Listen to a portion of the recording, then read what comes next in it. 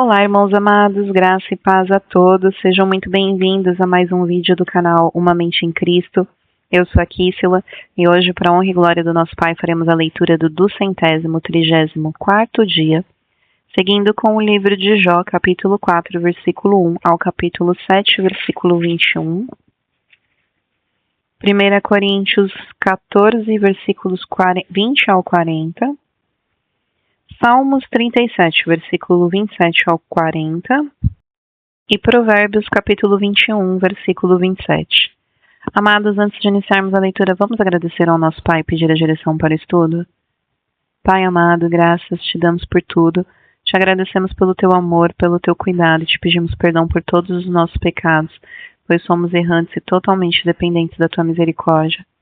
Te pedimos que o Espírito Santo nos dê a direção nessa leitura, para que nós tenhamos o entendimento da Tua Palavra de acordo com a Tua vontade. Que assim seja, em nome do Senhor Jesus Cristo. Amém. Livro de Jó, capítulo 4, versículo 1 ao capítulo 7, versículo 21. Então Elifaz, o temanita, tomou a palavra e disse: Se alguém tentar falar, você terá paciência para ouvir? Mas quem poderá conter as palavras? Veja bem, você ensinou a muitos e fortaleceu mãos cansadas. As suas palavras sustentaram os que tropeçavam e você fortaleceu joelhos vacilantes. Mas agora, quando chega a sua vez, você perde a paciência ao ser atingido. Você fica apavorado. Você não tem confiança no seu temor a Deus? Não tem esperança na integridade dos seus caminhos? Pense bem, será que algum inocente já chegou a perecer? E onde os retos foram destruídos? Segundo eu tenho visto, os que lavram a iniquidade e semeiam o mal, isso mesmo eles colhem. Com o hálito de Deus perecem, e com o sopro da sua ira são consumidos. Cessa o bramido do leão e a voz do leão feroz. E os dentes dos leõezinhos são quebrados. O leão morre porque não há presa, e os filhos da leoa andam dispersos. Uma palavra me foi trazida em segredo, e os meus ouvidos perceberam um sussurro dela. Entre os pensamentos de visões noturnas, quando o sonho profundo cai sobre as pessoas, sobrevieram-me o espanto e o temor, e todos os meus ossos estremeceram. Então o Espírito passou por diante de mim, e se arrepiaram os cabelos do meu corpo. Ele parou, mas não reconheci a sua aparência. Um vulto estava diante dos meus olhos. Houve silêncio e ouvi uma voz. Pode um mortal ser justo diante de Deus? Pode alguém ser puro diante do seu Criador? Eis que Deus não confia nos seus servos, e aos seus anjos atribui imperfeições. Quanto mais aqueles que habitam em casas de barro, cujo fundamento está no pó, e que são esmagados como a traça. Nascem de manhã e à tarde são destruídos, perecem para sempre, sem que ninguém se importe com isso. Se o fio da vida lhes é cortado, morrem e não alcançam a sabedoria. Grite agora para ver se há quem responda, e para qual dos santos anjos você se voltará. Porque a ira mata o insensato e a inveja destrói o tolo. Eu mesmo vi um insensato lançar raízes, mas logo declarei maldita a sua habitação. Os filhos dele estão longe do socorro, são oprimidos nos tribunais, e não há quem os livre. A sua colheita o faminto a devora, arrebatando até os que se encontram no meio dos espinhos. E o sedento suga os seus bens, porque a aflição não vem do pó e o sofrimento não brota do chão. Mas o ser humano nasce para o sofrimento, como as faíscas das brasas voam para cima. Quanto a mim, eu buscaria a Deus e a Ele entregaria a minha causa. Deus faz coisas grandes e insondáveis, maravilhas que não podem se enumerar. Faz chover sobre a terra e envia águas sobre os campos. Põe os abatidos num lugar alto e conduz os enlutados a um lugar seguro. Deus frustra os planos dos astutos para que não possam realizar seus projetos. Ele apanha os sábios na própria astúcia deles, e o conselho dos que tramam não chega a vingar. De dia, eles encontram as trevas, e ao meio-dia andam tateando como se fosse noite. Porém Deus salva da espada e lhe sai da boca. Salva os necessitados das mãos dos poderosos. Assim há esperança para os pobres, e a iniquidade tapa a sua própria boca.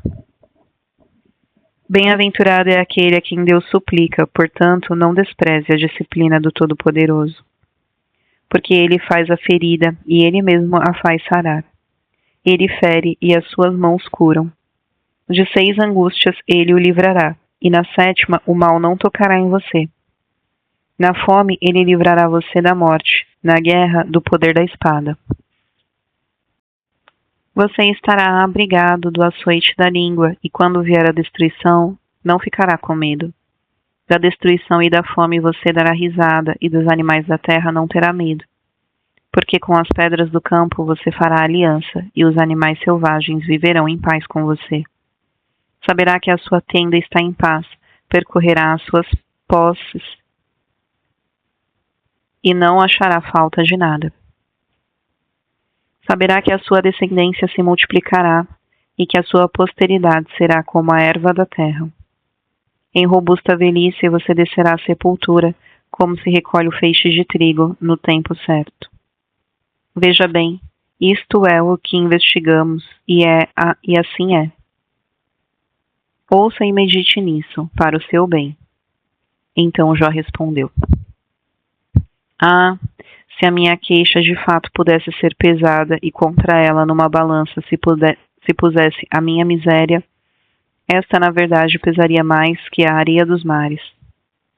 Por isso é que as minhas palavras foram precipitadas, porque as flechas do Todo-Poderoso estão cravadas em mim, e o meu espírito sorve o veneno delas.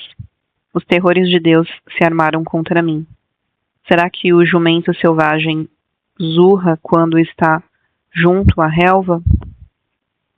Ou será que o boi berra junto ao seu pasto? Pode-se comer sem sal o que é insípido, ou haverá sabor na clara do ovo? Aquilo que a minha alma recusava tocar, isso é agora a minha comida repugnante. Quem dera que se cumprisse o meu pedido e que Deus me concedesse o que desejo. Que fosse do agrado de Deus esmagar-me, que soltasse a sua mão e acabasse comigo.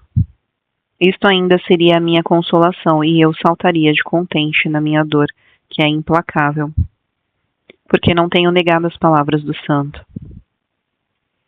Por que esperar se já não tenho forças? Por que prolongar a vida se o meu fim é certo? Por acaso a minha força é a força da pedra?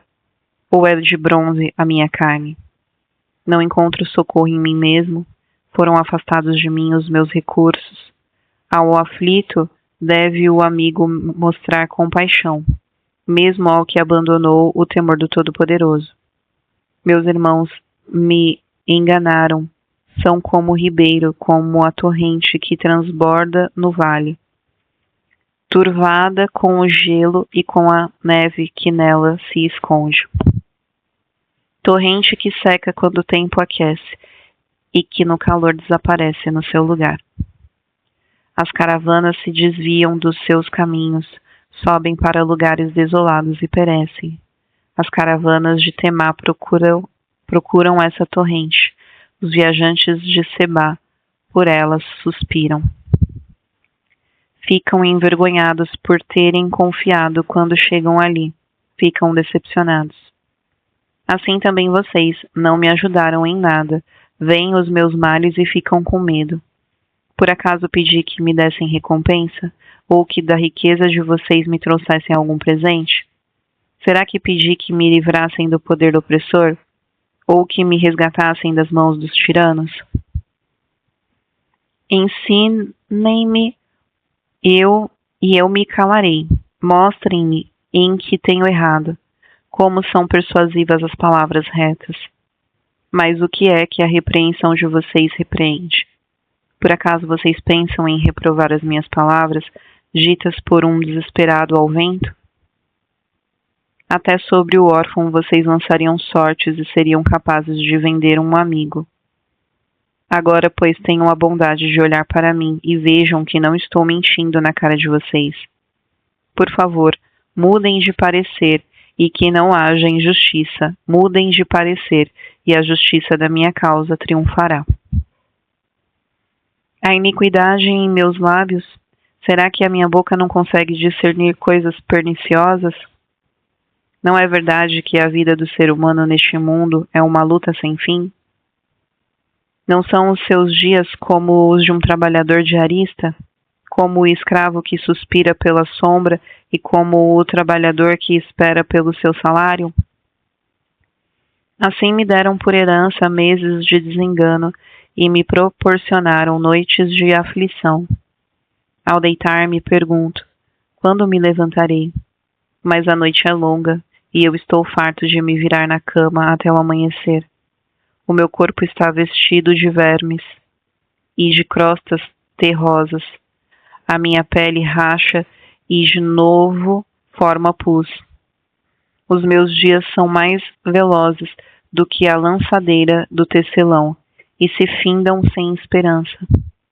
Lembra-te, ó Deus, de que a minha vida é um sopro.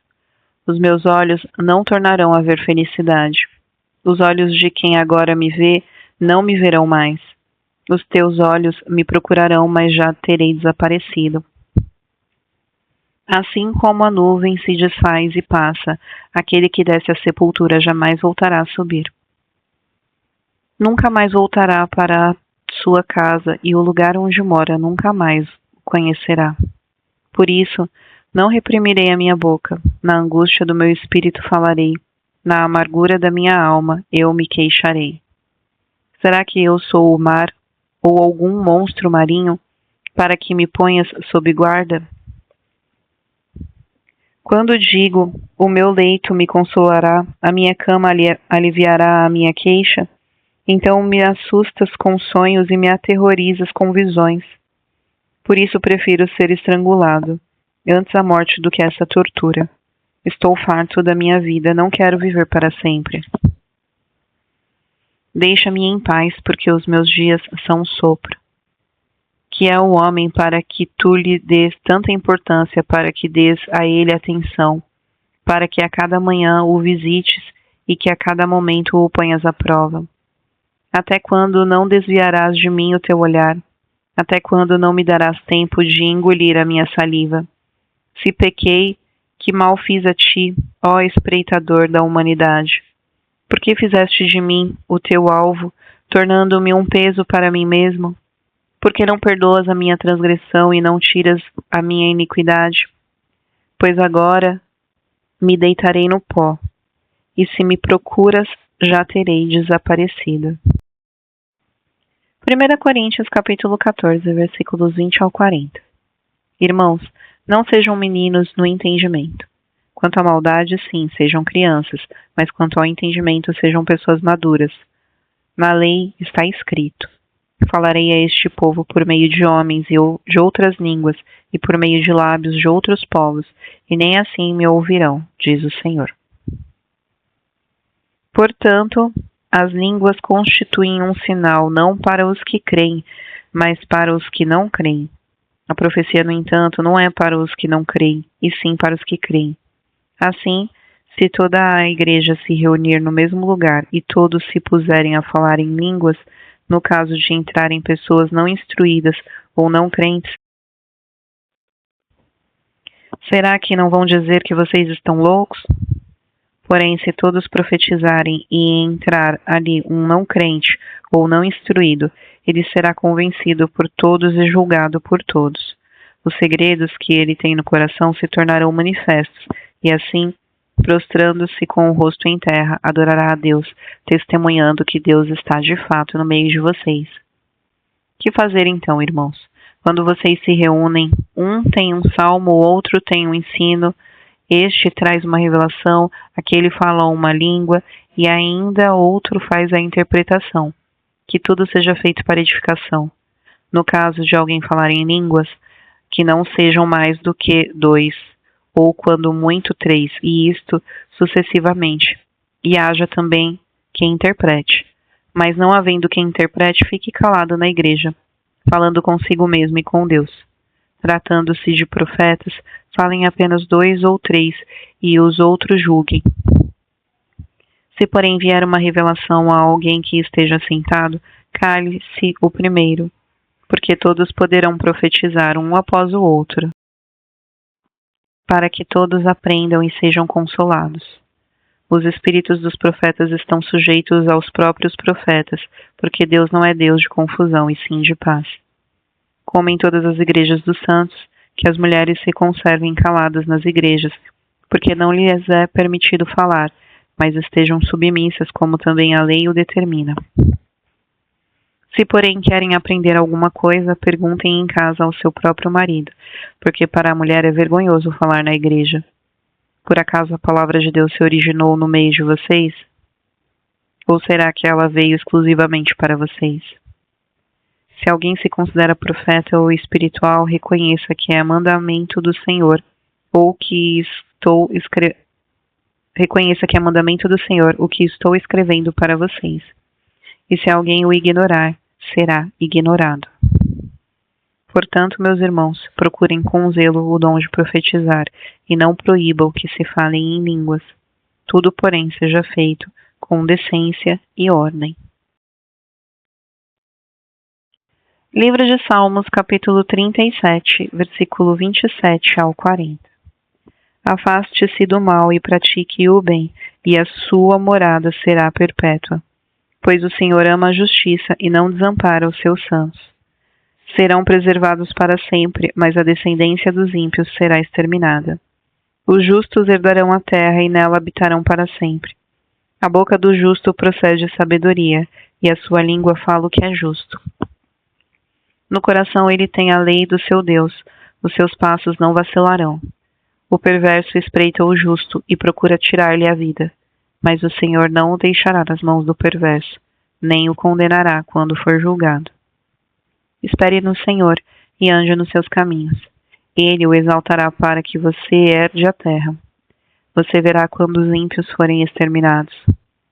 Vi um ímpio prepotente expandir-se como um cedro do Líbano. Passei, e eis que havia desaparecido. Procurei-o, e já não foi encontrado. Observe, aquele que é íntegro e reto, porque o futuro dele será de paz. Quanto aos transgressores, serão todos destruídos. A descendência dos ímpios será exterminada. Mas a salvação dos justos vem do Senhor. Ele é a fortaleza deles em tempos de angústia. O Senhor os ajuda e os livra. Livra-os dos ímpios e os salva, porque nele buscam refúgio. Livro de Provérbios, capítulo 21, versículo 27. O sacrifício dos ímpios já é abominação, ainda mais quando é oferecido com más intenções.